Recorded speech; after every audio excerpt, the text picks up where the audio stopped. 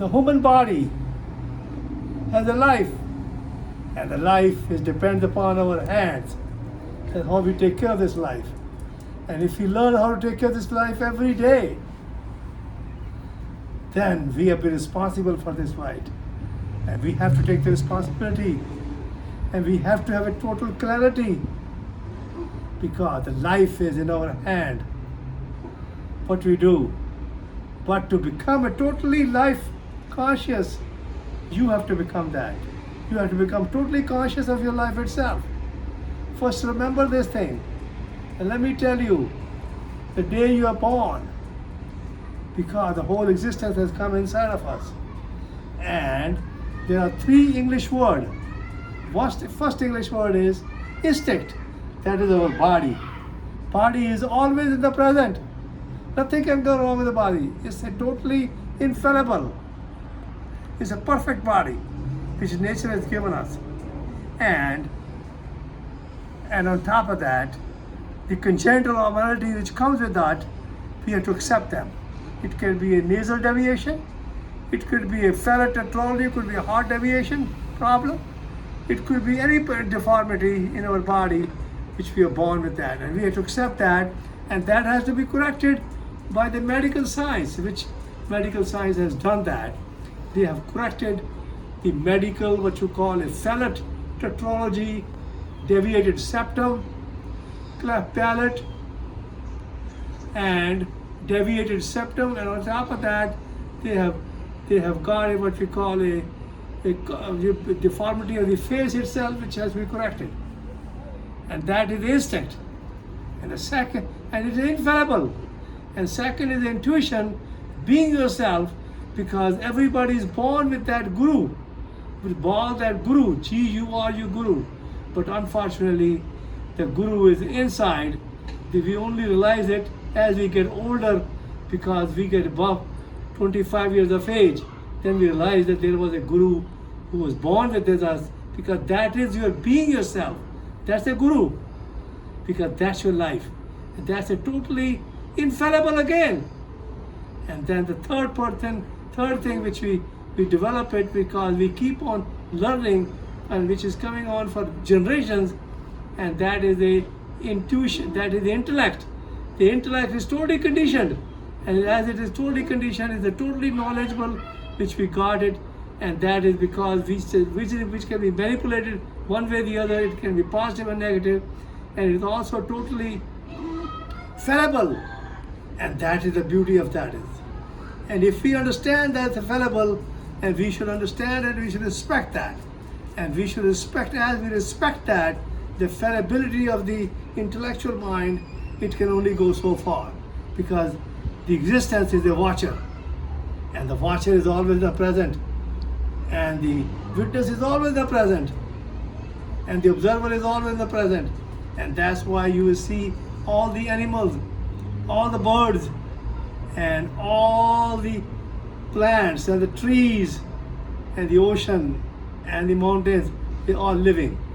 It is the human being is totally conditioned, which we all are. And that conditioning has created all the problems. And that problems are, for instance, to give you an example. The example is that we are making what we call a marriage.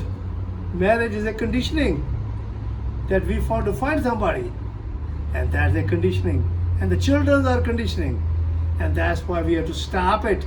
We have to become totally conscious of ourselves. Because when we are born, and I can tell you about my father, but when he was 1941, he learned from Dera Baba Nanak, a Baba Sri Chand disciple, that the mind is a heap of impression and the body is a heap of food. And that's what he learned, because he was totally in the conscious. He was totally conscious himself. He was conscious of the existence. He was conscious of the watch. He was a watcher. And that is, every animal is a watcher. Because if you see a dog or a cat, and the animal and the tigers and all the animals, they are all watchers, because they don't talk, but they are looking. That watcher belongs to the existence, and that's what it is.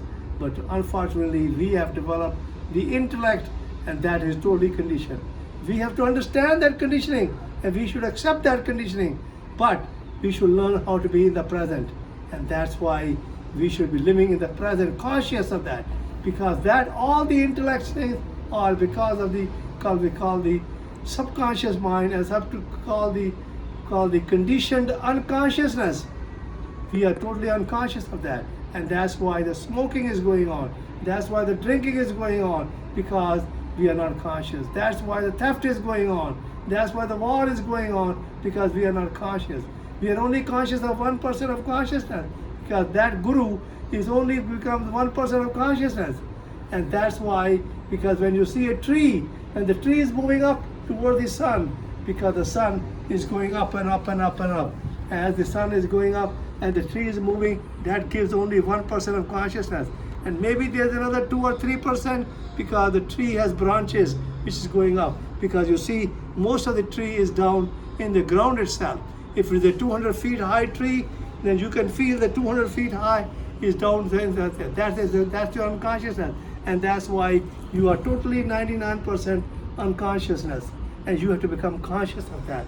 And that's why the intellectual mind, you understand and you learn, which you are learning from conditioning.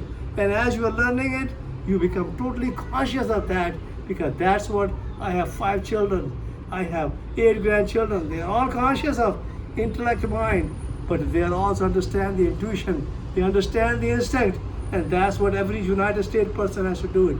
And to learn that, to do that, you get up in the morning, be thankful to your mom and dad, and be thankful to the existence that they have given you, that 2 eyes, nose, mouth, 2 ears, 2 hands, 2 legs, and on top of that, they have given you to pee and also to poo, that where you have to pass whatever you eat, and you have to close your eyes and laugh at yourself, because the existence which is due to us is a fun, is a life with a fun, and the death is also a fun, because the total is the energy. It's a quantum energy, and we all have that, and that we should be thankful to the existence that they have given you. Because if you look at your own telephone, that is called maybe Apple, or maybe a phone, another phone is there, whatever the phone that is, and that is because that is only a one cell.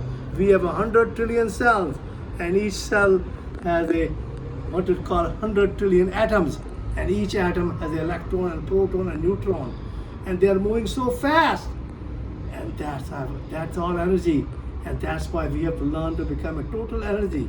And the law of energy is the first law of thermodynamics is energy is neither created nor destroyed, and the second law of thermodynamics is the energy, when it is converted from one form to another form, part of it gets dissipated.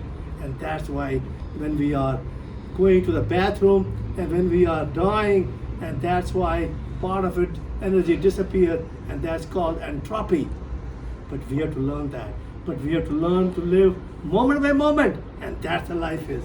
And the life is moment to moment, and that's what the animals are. That's what the birds are, and that's what the trees are. And that's what you call the mountains are, and that's why the oceans are, and they are living, and that's what the life is, because they all matters, and the matter is also, we all have the matter, and this body is totally a matter, but this is the living matter. But if you take a telephone in your hand, that telephone is not a living matter. You are hearing, you are watching all the artificial things, you are all watching the intellectual things, because whatever you are watching on the TV and on the phone, it's all intellectual, it's all conditioned, and that's why you have to be conscious of that, and you watch that, you learn it, what's happening every day in this world, because we are living, because the human being is the only one who is totally intellectual and totally conditioned and totally corrupted to himself, because we are our own enemies. We create our own animosity, and that's what we all are. But we have to learn how to live happy, healthy, and that's what a life is. And that's what I am. I am going to live happy, healthy, and living moment to moment. And I love everybody. And that's what a life is. And that's what everybody should do that. And I love everybody because we are breathing from this existence. Without this existence, we will not survive. Because the existence is a watcher who's watching. And I am a living watcher. My father was a living watcher. And that's what the guru inside, which is the becoming, that's the being yourself, and that is called the vascular endothelium growth factor, and that's what we have in our body, and it's moving every second, and you can see that, and that's what we should do. We should respect the life, and we should be thankful, and we should live happy, healthy, and happy all the time, and laughing, and enjoy this world, and live our life every time, day by day, because that's what the world is, that's what the life is. The life is in our hand, and these two hands, and they are carried. And now you get up every day in the morning and raise your hand up and breathe like that 50 times. And the best thing is if you can take your clothes off and you watch it, be thankful to your mom and dad and thankful to the existence. And secondly, do it at lunchtime and do it in the before you go to bed, to do that 50 times. And they'll give you a external cardiac resuscitation, and that will give you you will never get a heart attack, and you can live a good life and a happy life and a healthy life. I love you all. Thank you very much.